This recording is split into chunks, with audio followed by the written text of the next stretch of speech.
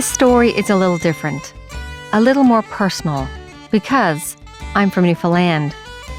If you've ever been to Canada's most easterly province, you've probably explored its capital, St. John's. Maybe you've seen icebergs or experienced the joys of the Royal Regatta. You may have walked around St. John's Harbour, spent some time exploring Signal Hill, and gotten your picture taken at the oldest surviving lighthouse in Cape Spear. For supper, you may have stopped for fish and chips, and maybe even gotten yourself screeched in on George Street. My home province is one that exceeds expectations. It asks those come from a ways to get lost in its magic, its people, and culture. The lucky few that choose adventure will drive across the island to visit small picturesque towns seen in tourism commercials. I remember driving along the Trans-Canada Highway towards Gander, famous for opening its doors to house, feed, and entertain the travelers who were stranded after 9/11. On your way, you drive past lush forests and are immersed in nature as you go through Terra Nova National Park. Then, you turn off the highway and are welcomed by the small town with colorful houses, breathtaking views of Alexander Bay, and the friendliest people you'll ever meet. This is Glovertown. When I was younger, I remember driving down Angel Brook Road, hearing the gravel crunching beneath the tires, and saw peering through the trees in the distance the skeletons of the old mill which nature has overtaken. The security fence surrounding the enormous concrete structure warns visitors that it's off limits. But you know, kids, we wouldn't heed the warnings, and often we would get closer to test our courage. It was daytime, but the area is often dark no matter the hour. I got close, and in the distance saw something I could never quite explain. Deep from within the building, I saw a creepy figure. I closed my eyes, hoping that when I opened them, they had adjusted to the light. When I reopened them, I saw floating in the distance a pair of red, glowing eyes staring back at me.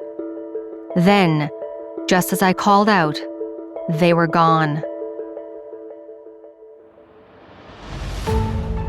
I'm Nadine Bailey, and this is Haunted Canada. Join me as I share the history of Glovertown's abandoned pulp mill. This is the story of Red Eyes.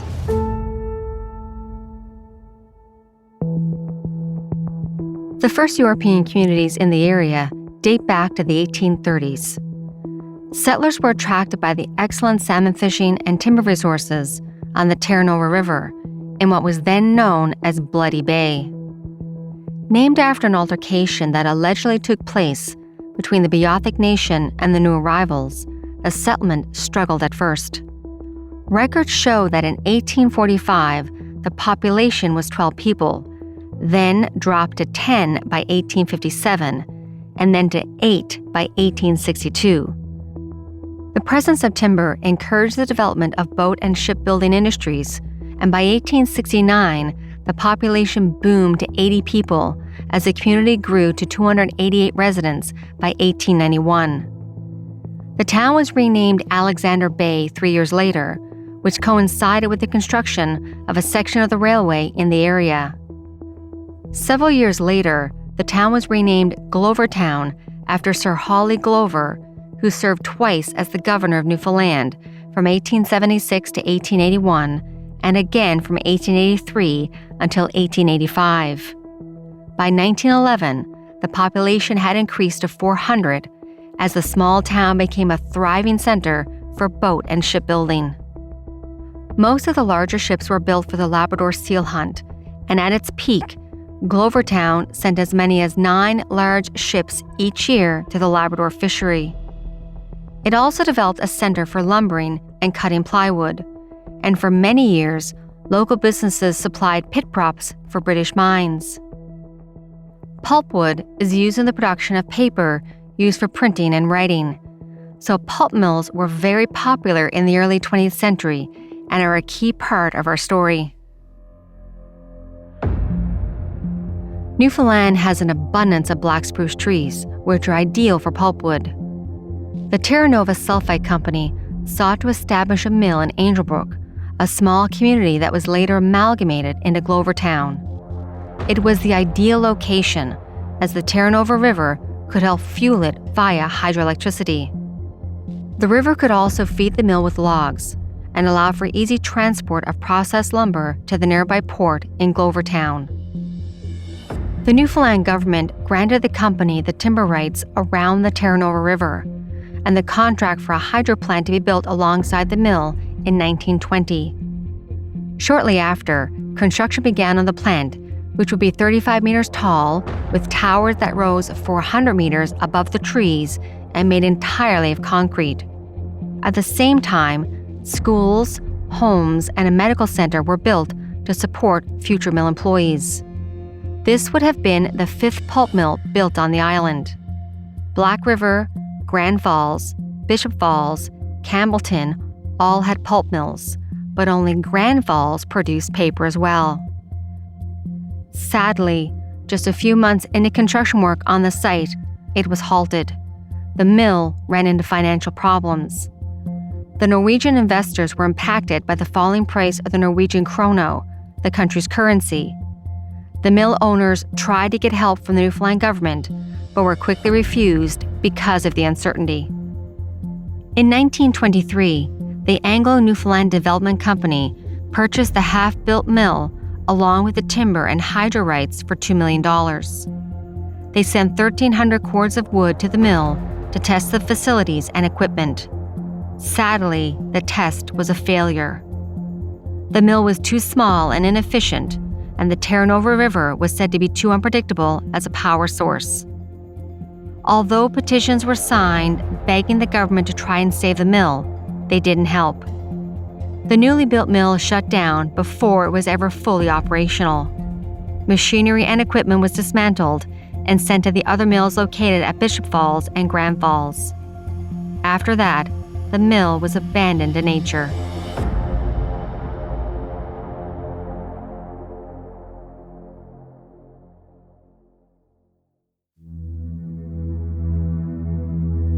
The tall, still, empty plant remains today. Dark even in the daylight, it became an after-hours hangout for teenagers. Graffiti covers its walls, and before long, rumors began to circulate that the old mill was haunted. It got to the point where many wouldn't go near it alone at night. Recently, it has become a fascination for urban explorers and photographers who document abandoned structures. But those who grew up in the tight-knit community of Glovertown know to stay away from the old mill, because if you go near, Red Eyes could get you. So who or what is Red Eyes? The story goes back to the 1920s when the mill was being built. There are many different versions of it which have been told and retold over the years, so I will share the two that are the most well-known. The first tells the tale of a man working as part of a crew responsible for pouring the cement that would frame the mill structure. Legend has it that one day the man was working on the ledge of one of the higher floors. For one reason or another, he lost his balance. He fell in between the walls as the cement was being poured. No one witnessed the accident, and by the time his coworkers realized what had happened, it was too late. The man was dead, buried alive under the wet cement. There was no way to rescue the body, and he was left entombed, forever trapped in the walls of the mill. In this version, the man's spirit is angry by what happened, and that he never received a proper burial. Those who are brave enough to explore the abandoned site will often feel as if someone is watching them, while others will see the red eyes staring at them from the tower. The other version of this tale comes from a Glovertown resident by the name of Brandon Sparks. He grew up in the area and as a kid heard the story firsthand, then shared it on Reddit. He said that during the early 1920s, workers arrived at the isolated location as the company prepared for the mill's construction. They provided housing for workers and their families near the river. Legend has it that a man by the name of John arrived with his wife and daughter and moved into one of the smaller houses close to the Terranova River. John went to work at the construction site and helped to pour cement to build the massive structure. Meanwhile, his wife and daughter explored the area as they made themselves at home in their new house. The family quickly fell in love with the community. They felt welcomed and enjoyed going for walks in the woods and then cooling off in the river. They knew that they had found their forever home.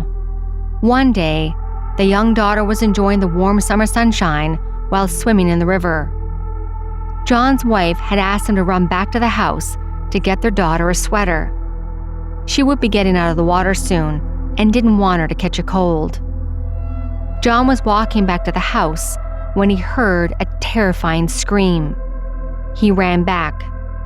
When he got back there, he saw his wife frantic on the shore. Their daughter swam out too far and was caught in the fast current. John jumped into the water to help. He swam as fast as he could to his struggling daughter. The river was only a few hundred feet wide, but it had a strong current in the center. As he approached, he saw his daughter's head sink below the water. He heard his wife's screams for help as they echoed across the river. John arrived at the spot where he had seen his daughter just seconds before. He took one last breath and dove in to find her. His wife witnessed him going under. It was the last sight she ever had of him. Sadly, neither John nor his daughter resurfaced. Construction at the mill stopped as the community searched the river for John and his daughter, but their bodies were never found. After a few days, the search was called off and construction at the mill resumed. That's when strange things began happening. Hammers and heavy equipment began falling from the tower as if someone had thrown them off. These flying objects came close to hitting and potentially killing other workers. When employees went to investigate, they realized that no one had been working on the tower when the incidents happened.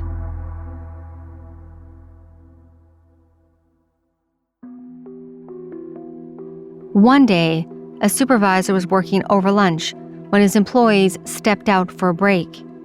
He was doing spot checks when he heard someone crying. The sound was coming from a section known as the Two Doors. It is an unfinished room with no lighting. As the supervisor got closer, he heard the crying getting louder and louder and thought it odd that someone would be in there. He thought that maybe one of his coworkers was playing a trick on him, or perhaps a worker was upset and just needed some privacy. No matter the reason, the supervisor was concerned and went to check. He opened the 2 doors and walked into the cold and dark room. Moments later, his crew was sitting outside eating their lunch when they heard a blood-curdling scream. The men were startled and jumped to their feet. They followed the sound to the 2 rooms.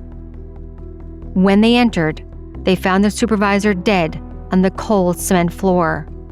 There was no evidence of foul play.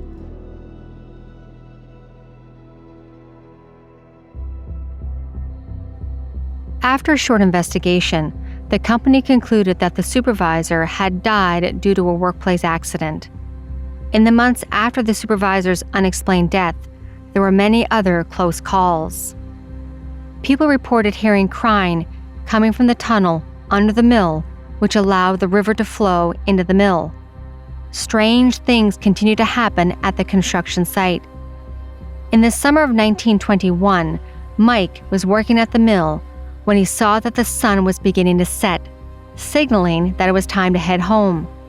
Before leaving, Mike looked back towards the 2 towers. Then he stopped dead in his tracks. He saw 2 red eyes glaring down at him from the tower. Thinking that his eyes were playing tricks on him after a long day of work, he nudged his coworker to look up. The coworker followed Mike's directions. He looked up and saw the glowing red eyes as well. Curious, Mike climbed the stairs to the top of the tower to investigate. His coworker stayed behind and watched from below as Mike stood at the top of the tower in the same spot where he had seen the red eyes. He called out to Mike several times, but there was no response. Then, all of a sudden, he witnessed as Mike appeared to be pushed. He dropped 100 feet to his death. The coworker reported that he had seen someone or something push Mike. But no one other than Mike had been in the tower. His death was ruled an accident, but the coworker knew better. And when construction halted for good, he warned others, and so the legend grew. To this day, Glovertown residents walk by the abandoned mill while on hikes. Some may stop to admire the massive concrete structure from afar, but few are brave enough to venture closer. They've heard the stories of the entombed employee, the supervisor who mysteriously dropped dead, and of Mike, who tragically died after being pushed by unseen forces. Locals know of the red eyes, and they warn those who come from far away not to get near the long-forgotten mill. Thank you for joining me as we travel to one of my favorite provinces, Newfoundland and Labrador, to visit Glovertown and uncover the story of Red Eyes. Haunted Canada is sponsored by the Edmonton Ghost Tours. I will link it in the show notes. Haunted Canada is written and produced by me, Nadine Bailey, with senior producer, Dila Velasquez. Production and sound design is by Rob Johnston, with help from Rosalind Kufer. If you would like to support this podcast, please follow and share, and if you can leave us a like and a 5-star written review, that is always greatly appreciated. You can also follow me on our various social media platforms, or if you have a ghost story, haunting, or true crime that you would like for us to cover on this podcast, please email me through the website. Thank you from all of us at Haunted Canada and Curious Cast. Have a good night, everyone, and stay haunted.